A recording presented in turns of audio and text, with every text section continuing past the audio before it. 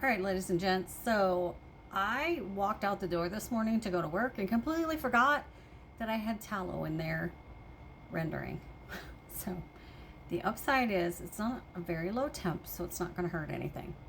But I want to show you what I do when I strain from a render. Hold on.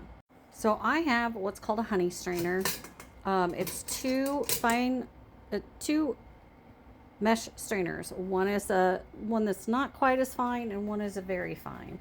So one of the things that I do is I take a couple of paper towels and I put them in between the two. And that way what it does is it keeps as many of the chunks out as possible. So this is what this now looks like. Okay, I'm doing voiceover here because apparently words are hard and I couldn't figure out what I was saying. So this is what it looks like after, this is actually almost 48 hours now, but all of the solids have dropped to the bottom. It's released all that fat and the water is all down there and the salt and all of that kind of stuff. So this is I'm going to take this into the kitchen and strain it through the fine mesh strainer and paper towels.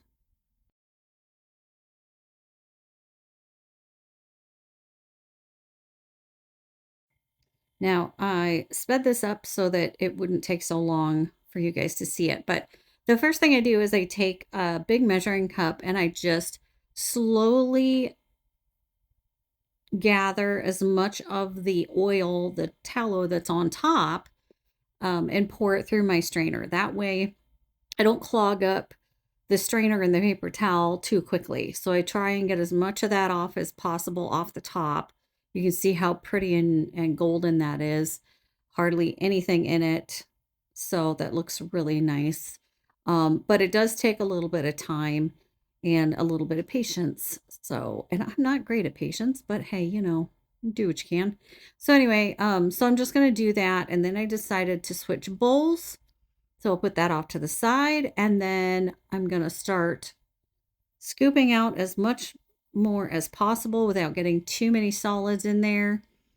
And then eventually I just kind of give up and start pouring. So this is a little heavy. So as you can see, the solids are starting to drain in there. So I have to try and move the solids out of the way. Now the difference here, you can see one is cloudy, one is pretty clear. So the difference is that I pre-strained a lot of the water and solids with my measuring cup and ran it through the strainer. This is what was left behind. So it's got the fats, the water, and a little bit of the solids left in it. So this one will be easier. Obviously, it won't have all the water at the bottom of it once it cools down. This one's going to have a bunch of water at the bottom and a bunch of solids that's going to settle to the bottom. So these are now going to go into the refrigerator. I'm going to put these little shower caps on them. I use these for my sourdough too.